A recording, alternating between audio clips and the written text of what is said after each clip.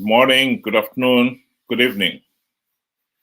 Many people have been enjoying playing this video from 2018 when the late dictator Mugabe was interviewed. When Mnangagwa was interviewed by CNN, and he promised that he would not serve more than 2 terms. Let's just listen to the interview. Being one of the longest serving presidents he just wouldn't leave. Elections or no elections, he just wouldn't go. And I asked him in my interview with him at the UNGA, actually several years ago now, which about 9 years ago, and he said, I will never leave at the hand of imperialists. And he was furious at the idea of leaving. And he considered any election or any process to be illegitimate. And I'm going to play you a little bit of that. There is regime change. Haven't you heard of a regime change program by Britain and the United States, which is aimed at getting not just Robert Mugabe out of power, but Robert Mugabe and his party out of power? And that naturally means we dig in, remain in our trenches. Are you going to stand for election again? That will depend on what I decide to do in the future. Can you tell us? No, not now. So in retrospect, Mr. President, now that you are the president, was it regrettable that President Mugabe didn't leave legitimately and under elections a long, long time ago? Now, with the new constitution, which came into office, into effect on the 22nd of May 2013, we have now limited the terms of presidency, just 2 terms, 5 years. If you are able to have 2 terms, then you can, the maximum a person can remain in office are 2 terms. But beyond that, the constitution forbids. Do you give a pledge that you will abide by that? Would like to entrench constitutionalism in Zimbabwe. But will you abide by the 2 terms? I will abide by that without any iota of resistance at all. Even if the people would love me to the hill, I will still go away because I believe constitutionalism is important. And in fact, you must give your people a chance to have other people come. 10 years is not. You are. Well. Continent. We have now the man admitting that he was not going to stay in power. And then on the next breath, he changes his mind. I think, to be quite honest, Mnangagwa has no qualms breaking his promise to his colleagues like Chwenga and the nation at large, and breaking or changing the constitution to so that he could stay in power beyond 2028. He has no qualms about that. Here is a man who has done a hell lot worse things in his life. Just to name a few of them. He has been at the heart of ZANU-PF rigging elections for the last 45 years and counting. That's a lot more serious than breaking a promise. He was, and he has even boasted about it, at the heart of the electoral coup of 2008, where MDC nearly won, and then he stepped in to seize power, make sure that ZANU-PF stayed in power. He was one of the conspirators in the military coup of 2017, to ouster his former boss, Robert Mugabe. And he was Mugabe's henchman in the Gukurahundi massacre of 1983 to 1987. This man has done a lot worse things than merely just breaking a promise or changing a constitutional clause. So we cannot expect him to have sleepless nights over that. Here are some of the reasons why Mnangagwa is hell-bent on staying in power. Number one reason is power is sweet.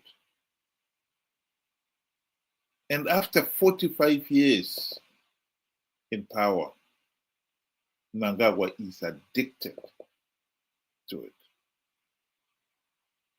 Giving up power is simply unthinkable. As much as in 2018 he wanted to earn some brownie points by saying that, oh yeah, no, I'll give up power. The truth of the matter is, he didn't want to give up power, just as Mugabe didn't want to give up power. Indeed, this constitutional clause to limit the number of terms a president can serve was inspired by the people out of desperation.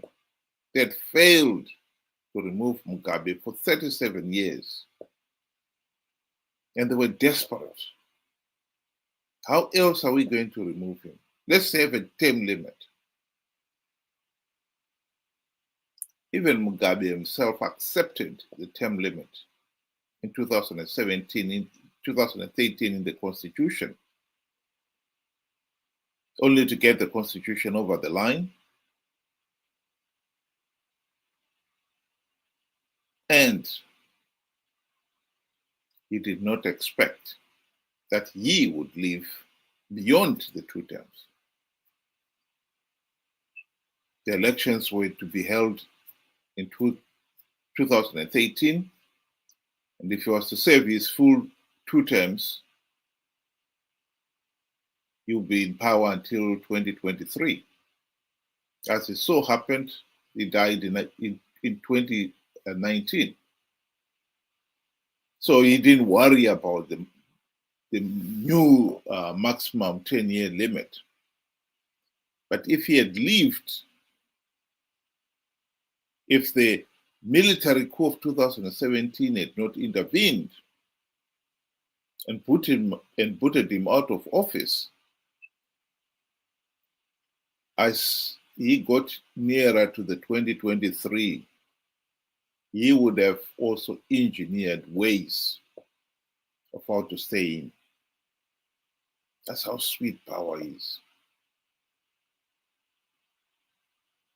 Mnangagwa has got another reason for staying in,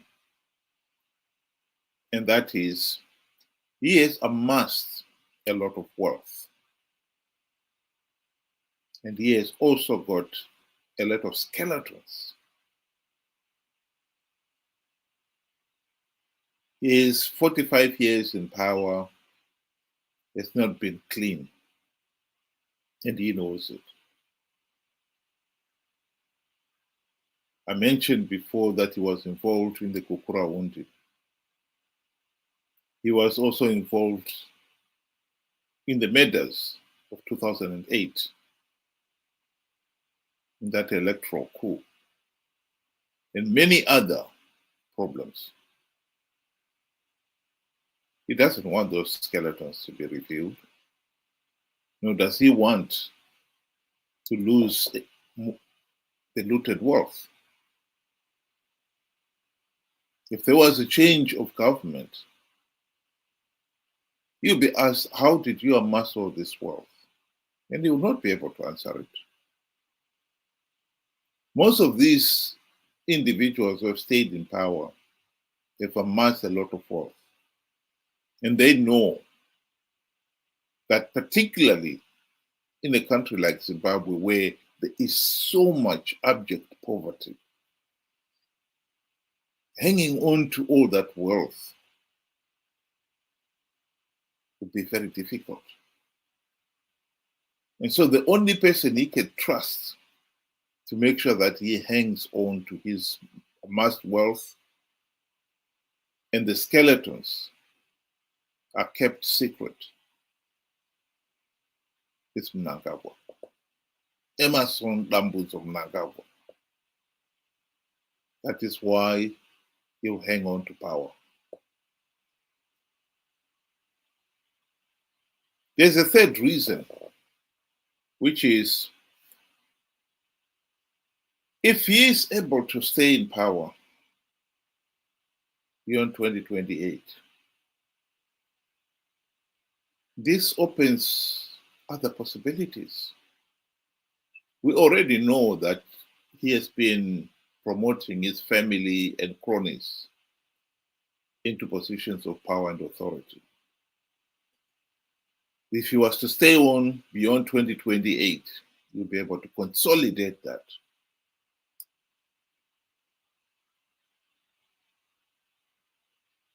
And the fourth reason is a follow-up to that.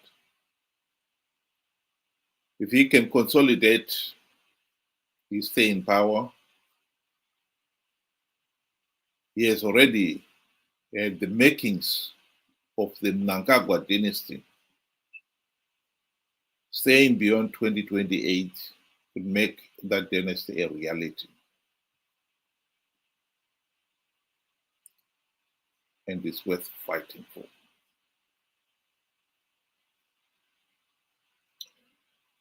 The tragedy, of course, for the people of Zimbabwe is that the country is a failed state because we have failed to hold free, fair, and credible elections. We've been stuck with this corrupt, incompetent, and tyrannical ZANU-PF dictatorship for over 40 years now. And it has left millions living in abject poverty. But let it be said that as much as the right to a meaningful vote is a fundamental right in the UN Declaration of Human Rights, in Zimbabwe, as much as ZANU-PF has rigged the elections for the last 45 years and counting, still the very fact that the regime had to call regular elections has been a constraining force. If the regime is able to postpone the 2028 elections, it will effectively be stripping the people, the ordinary people, of their right to vote. So if we could not control the regime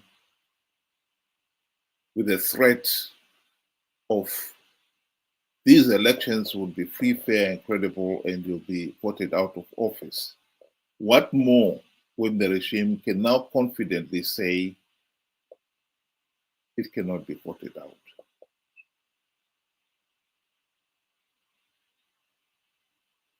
Let me make it very clear. Mnangagwa is going full throttle for this referendum. He knows that no free Zimbabwean in their right mind would vote to strip themselves of the right to a meaningful vote. He has got every intention to rig that referendum, just as he has rigged elections in the past.